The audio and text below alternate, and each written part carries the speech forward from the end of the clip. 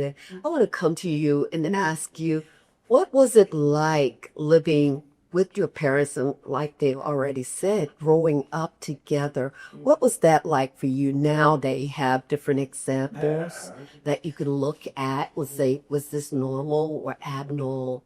Tell us. Um, I guess it was pretty normal growing up, but she said he was all raised he was raised knowing God. He had to go to church. He had to go to Sunday school. He was taught.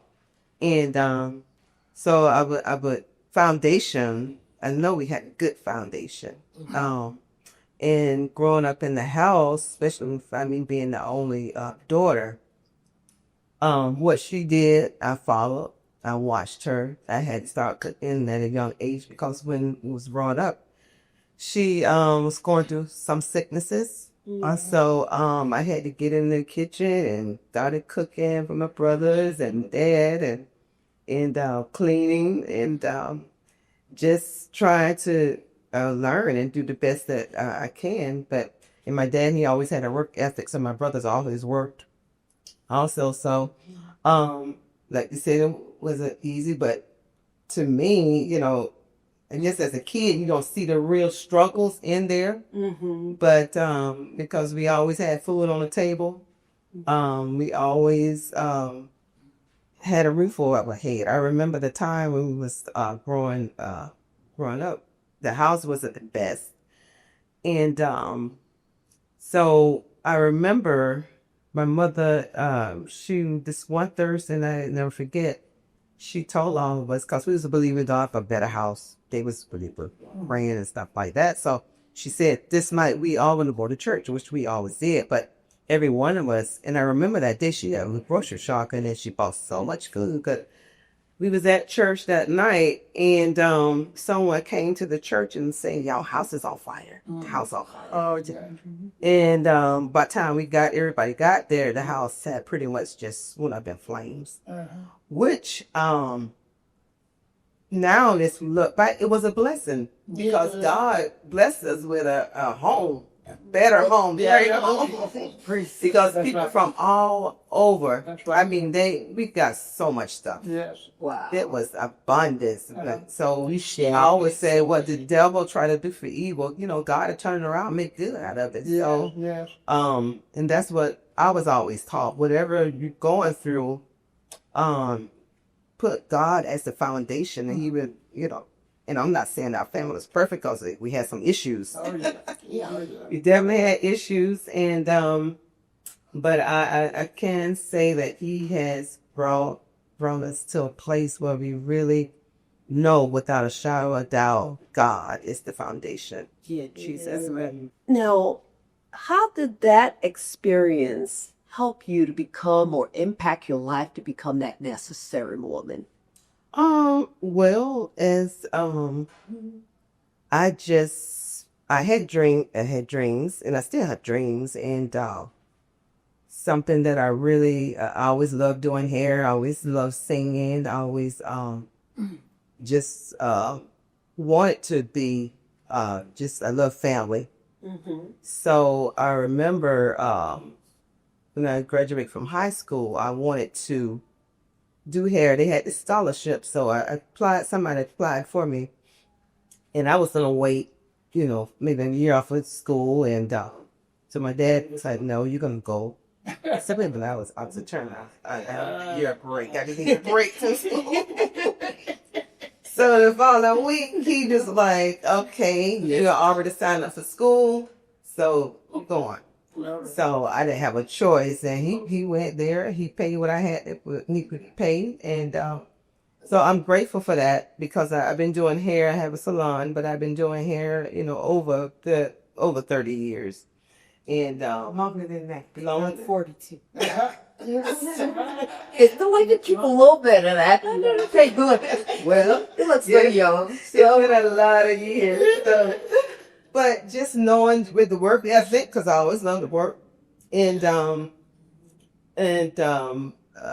raising my two children, I know, and I try to instill in them when they was younger, and still today try to make sure that they had a foundation with God also.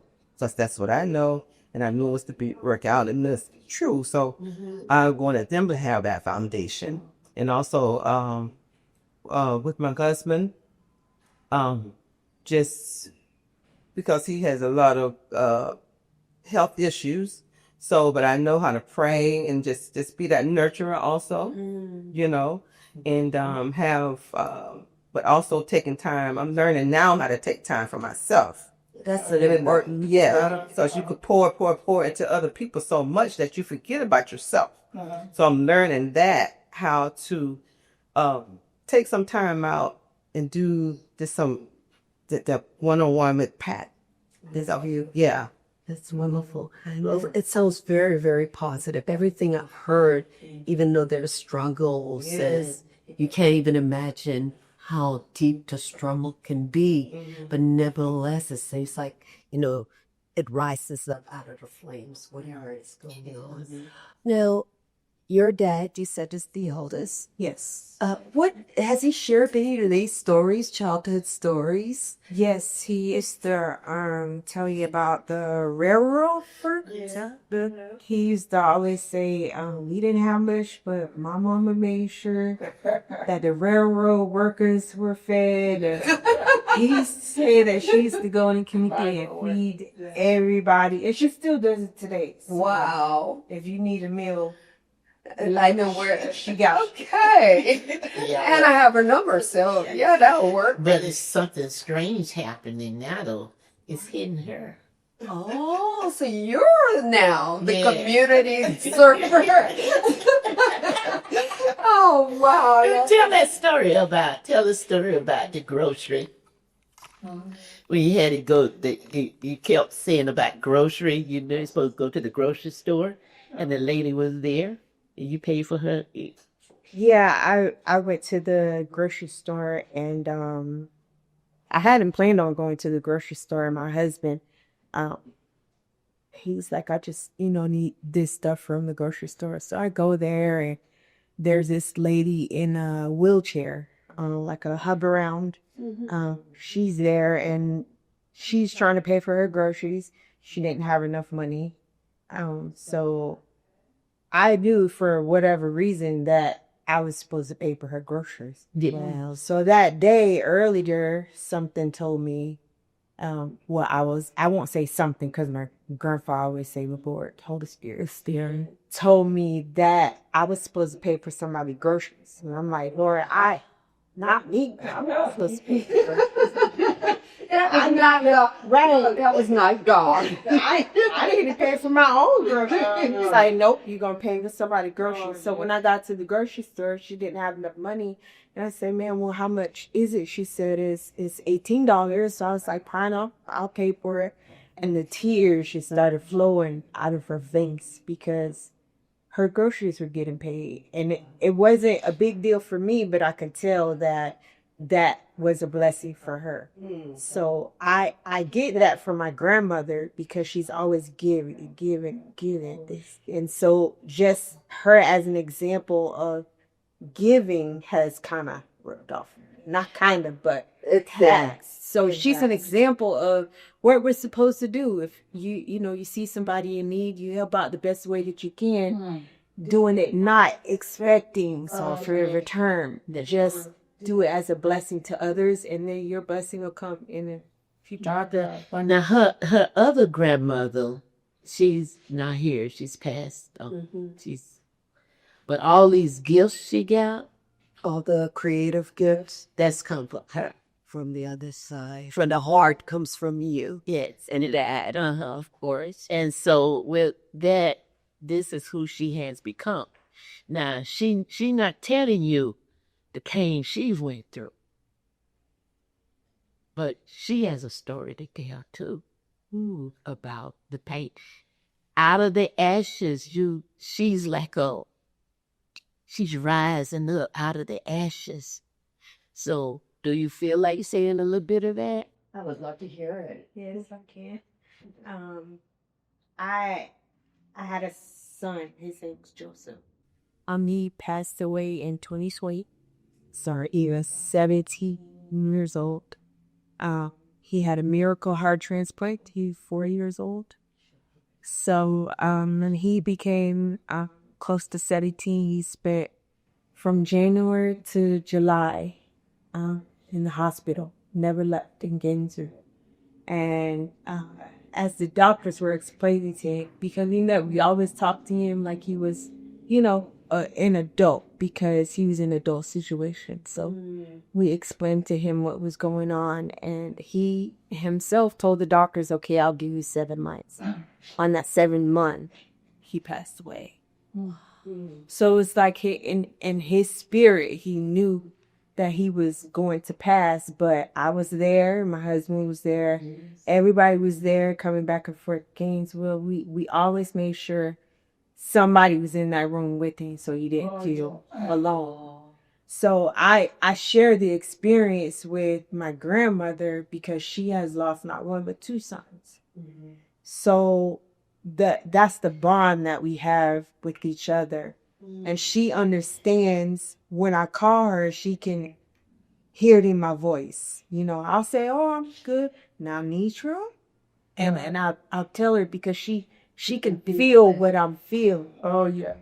And so even though my son has passed, I get up every day and I keep moving. And I always told her that, Granny, keep moving. Moving, Granny. She'll call you, she'll together. She'll call and say, this hurts, that hurts. So, I never forget it. One Sunday morning, I was going into the gym and I called her and I said, "I don't know why I'm supposed to tell you this, but I'm supposed to tell you to keep moving." Keep moving. And she did. And I kept moving. Did she encourage me? Yeah. We're talking a lot about brokenness. You're a soul writer, and you have a song that talks about that. Did you tell us a little bit about that? Yes, it's called Broken Pieces. I wrote it 2 years ago. And that story comes from just a lot of, like I said, the brokenness that was in our family. One of the things was when they got divorced, first time. When they got divorced, they called all, we was adults, but they called all of us in the house, at home. So we all showed up. And they set us down. They told us, you're going to separate. And but then they got divorced. And that was hurtful, because we always, just trusted God and a fan of God. And so, but sometimes, growth, different paths at that time. So that was one of the brokenness. And then one of my brothers passed away, and then a couple of my brothers got on drugs. So, like she said, it was a lot of brokenness. And she used to tell the story about, in the Bible talks about Joseph, how their family went through, how they put him in a pit, and he had to go through so much, but God used him to bring that family. When in our time of need, bring that family up, and he was there. And also, she would tell the story of Humpty Dumpty sat on the logs and had a big fall. But he came back together, how God could take that brokenness and bring it all, put it all back together again. So now we are in the restoration. You see this family, but we're in the restoration. Yeah. But it has been a lot of, even myself, I got a divorce. My first husband, we got divorced.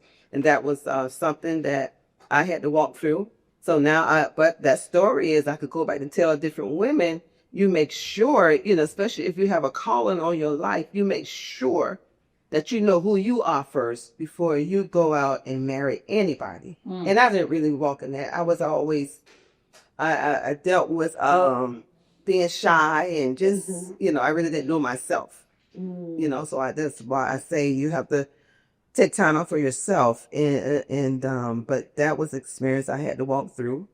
But God brought me out of that. But I learned. So every brokenness, I believe that we have to make sure what's the lesson out of this brokenness. Yes. We don't die in a brokenness because God's going to restore it if we just know how to walk through it and put him in there. And we always try to find someone that we could lean on and talk to.